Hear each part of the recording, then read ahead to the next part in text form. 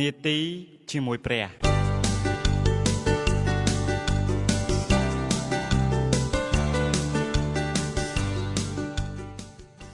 បើសិនជាបងប្អូនមានវិបត្តិសារីអ្វីមួយ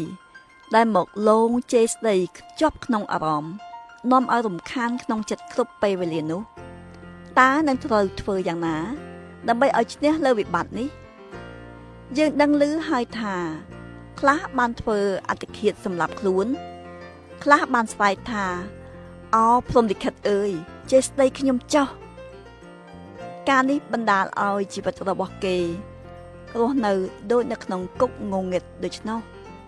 វិបត្តិទាំងនេះបានធ្វើឲ្យគេអស់សង្ឃឹមនឹងជីវិតដែលគិតថាគេមិនអាចនឹងរស់នៅបានដូចភាពដើមវិញពិតណាស់ជីវិតគ្មានព្រះនឹងអស់សង្ឃឹមថា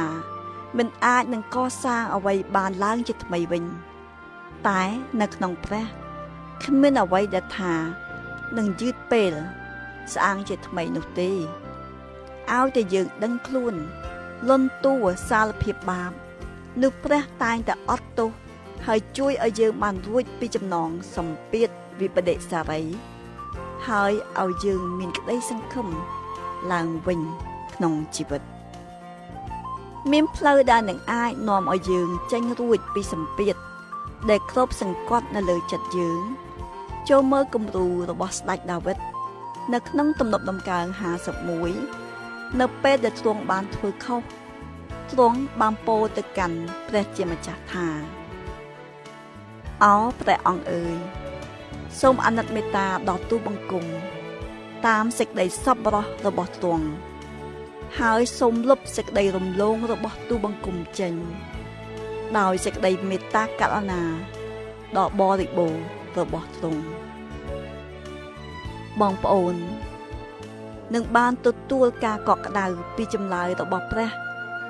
ដែលទ្រង់មានព្រះបន្ទូលថាអញនឹងអត់ទោសចំពោះអំពើទុច្ចរិតរបស់គេហើយនឹងលែងនឹកគិតពីអំពើបាបគេទៀតជាដរាបតទៅតើយើងនឹងទុកអវិបដិសារី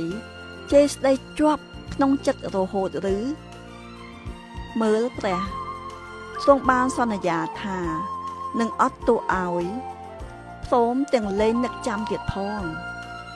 ដូច្នេះពេលដែលមានអារម្មណ៍មិនល្អមកលងនោះចូលរំលឹកពីសេចក្តីសន្យារបស់ទ្រង់ថាទ្រង់នឹងជួយកម្ចាត់អារម្មណ៍អាក្រក់នោះចេញឲ្យអស់ពីយើងជាមិនខានចា៎សូមអរគុណដែលបានស្ដាប់ហើយសូមរងចាំស្ដាប់នៅពេលក្រោយទៀត